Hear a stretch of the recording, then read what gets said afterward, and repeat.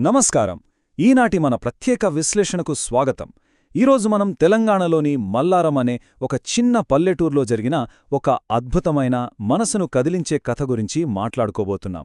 ఇది కేవలం ఒక సక్సెస్ స్టోరీ మాత్రమే కాదండి. లీడర్షిప్, లాంగ్ టర్మ్ విజన్, అలాగే ఎంతటి కష్టమైన పరిస్థితులనైనా ఎలా ఎదుర్కోవాలి అనేదానికి ఇదొక అద్భుతమైన మాస్టర్ క్లాస్ లాంటిది. ఒక్కసారి ఈ మాట వినండి. మీరు నమ్మినందుకే నేనిక్కడికి వచ్చాను.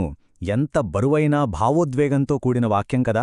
ఏ విజయమైనా సరే దాని వెనుక ఒకరి అచంచలమైన నమ్మకం ఉంటుంది. అసలు ఈ గమ్యానికి చేరుకోవడానికి ముందు ఏం జరిగింది, ఈ ప్రయాణం ఎక్కడ మొదలైంది, ఒక్కసారి ఆ పల్లెటూరు పొలాల గట్ల మీదకి వెళ్ళి చూద్దాం. మరి ఈ అద్భుతమైన ప్రయాణం ఎక్కడా, ఎలా మొదలైందో ఇప్పుడు చూద్దాం. మనం మల్లారం గ్రామానికి వెళ్తే అక్కడ రాములు, లక్ష్మి అని ఒక దంపతులుండేవారు. ఉదయం నుండి సాయంత్రం వరకు పొలాల్లో కష్టపడితే కాని పూట గడవని పరిస్థితి. అసలు రేపు ఏం జరుగుతుందో తెలియని ఆ అనిశ్చితిలో ఉంటూ కూడా వాళ్లు తమ కొడుకు రవి కోసం ఒక 15 ఏళ్ల తర్వాతి భవిష్యత్తును ఊహించారు. చూశారా? నిజమైన విజనరీ నాయకత్వం అంటే అదేనేమో.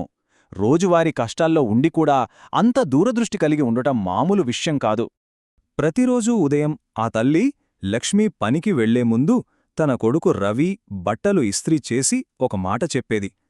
బాగా చదువుకో బిడ్డా, మాలాగా నువ్వు కష్టపడకూడదు అని. గమనించారా?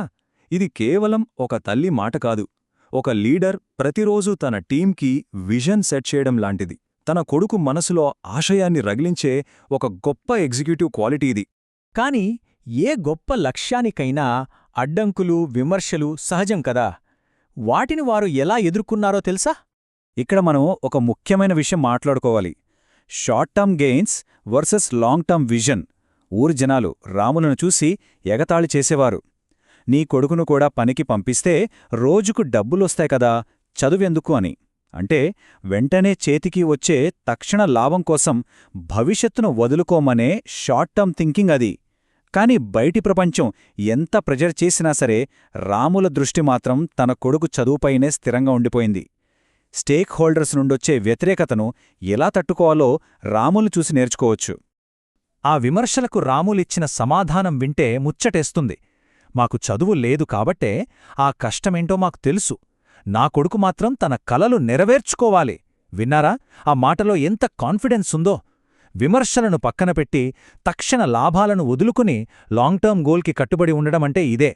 అయితే కేవలం విజనుంటే సరిపోదు, దానికి తగ్గ మూల్యం చెల్లించాలిగదా. ఏ స్ట్రాటజీ అయినా ఎగ్జిక్యూట్ చేయాలంటే పెట్టుబడి కావాలి. ఇక్కడ వారి పెట్టుబడేంటో తెలుసా? కొడుకు స్కూల్ ఫీజు కోసం ఆ తల్లి తనకున్న ఏకైక ఆభరణం, ఆఖరికి బంగారు ముక్కుపొడకను కూడా అమ్మేసింది. తండ్రేమో పగలు పనిచేయడమే కాకుండా అదనపు ఆదాయం కోసం రాత్రులు కూడా కష్టపడ్డం మొదలుపెట్టాడు. ఇది కేవలం ఫైనాన్షియల్ అడ్జస్ట్మెంట్ కాదు, ఒక తరం భవిష్యత్తు కోసం తమ వర్తమానాన్ని పణంగా పెట్టిన అపారమైన త్యాగం. మరి ఆ పెట్టుబడికి, ఆ అడ్డంకులకు రవి ఎలా స్పందించాడో ఒక్కసారి ఈ దృశ్యాన్ని ఊహించుకోండి. రాత్రిపూట కరెంట్ లేనప్పుడు ఆ ఊరి చివర ఉన్న చిన్న వీధి దీపం మసక వెలుతురులో కూర్చుని చదువుకుంటున్న రవి. ఆ దీపం కింద ఉన్న చీకటి వారి పేదరికానికి ప్రతీక అయితే, ఆ చిన్న వెలుగు అడ్డంకులను అధిగమించాలనే అతని మొక్కవోని పట్టుదలకు నిదర్శనం. తన తల్లిదండ్రుల పెట్టుబడిని వృధా కానివ్వకూడదన్న అతని కసి అందులో స్పష్టంగా కనిపిస్తుంది. ఇక ఇప్పుడు కొన్ని సంవత్సరాలు ముందుకు వెళ్దాం. ఆ రిజల్ట్ ఎలా ఉందో చూద్దాం. సంవత్సరాలు గడిచాయి. ఒకప్పుడు అదే ఊర్లో మిణుకుమిణుకుమనే ఆ వీధి దీపం ఇప్పుడు అదే మల్లారం గ్రామంలోకి దూసుకొస్తున్న ఒక పెద్ద కారు యొక్క ప్రకాశవంతమైన హెడ్లైట్స్. ఎంత అద్భుతమైన ట్రాన్స్ఫర్మేషన్ కదా. ఆనాటి చీకటి కష్టానికి, ఈనాటి ఘన విజయానికి మధ్యున్న వ్యత్యాసం ఇది. వారి దీర్ఘకాలిక పెట్టుబడికి వచ్చిన అసలైన రాబడి ఇది. ఆ పెద్ద కారులో నుంచి డాక్టర్ రవి కిందకు దిగాడు. ఏ ఊరైతే ఒకప్పుడు ఆ తండ్రిని చూసి ఎగతాళి చేసిందో, ఇప్పుడు అదే ఊరు డాక్టర్ రవిని చూసి ఆశ్చర్యంతో చప్పట్లు కొట్టింది. పట్టుదల, ఒక పక్కా విజన్ ఎప్పటికైనా విజయం సాధిస్తాయని నిరూపించడానికి ఇంతకంటే గొప్ప ఉదాహరణ మనకేమైనా దొరుకుతుందా?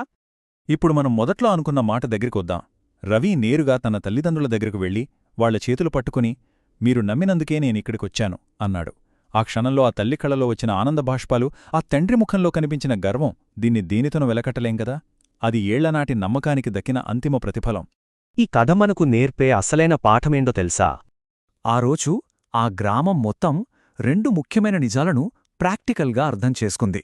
మొదటిది, పేదరికం అనేది మన ఎదుగుదలను అడ్డుకునే గోడ ఎంతమాత్రం కాదు. రెండవది, ఒక తల్లి లేదా తండ్రి తమ పిల్లల మీద ఉంచే నమ్మకం ఒక తరం యొక్క భవిష్యత్తునే పూర్తిగా ఎలా మార్చేస్తుందో వాళ్ళు కళ్ళారా చూశారు. దీన్నే లీడర్షిప్ భాషలో మనం జనరేషనల్ క్యాటలిస్ట్ అని పిలవచ్చు. మల్లారంలో ఆ తల్లిదండ్రులు చేసిన త్యాగం, రవి సాధించిన ఎడ్యుకేషన్ ఇవి కేవలం ఒక మనిషి జీవితాన్ని మాత్రమే మార్చలేదు, రాబోయే ఎన్నో తరాల గమనాన్ని శాశ్వతంగా మార్చేశాయి. సరైన విద్య, బలమైన నమ్మకం ఉన్నప్పుడు జనరేషనల్ చేంజ్ ఎలా వస్తుందో ఈ కథ మనకు స్పష్టంగా చూపిస్తుంది. ముగించే ముందు మనం ఒక ప్రశ్న వేసుకోవాలి. మన ఆర్గనైజేషన్స్లో లేదా మన జీవితాల్లో రేపటి విజయాల కోసం ఈ రోజు మనం ఏ స్థాయిలో కష్టపడుతున్నాం? మనం ఎదుర్కొంటున్న ఆ వీధి దీపంలాంటి కష్ట సమయాలేంటి?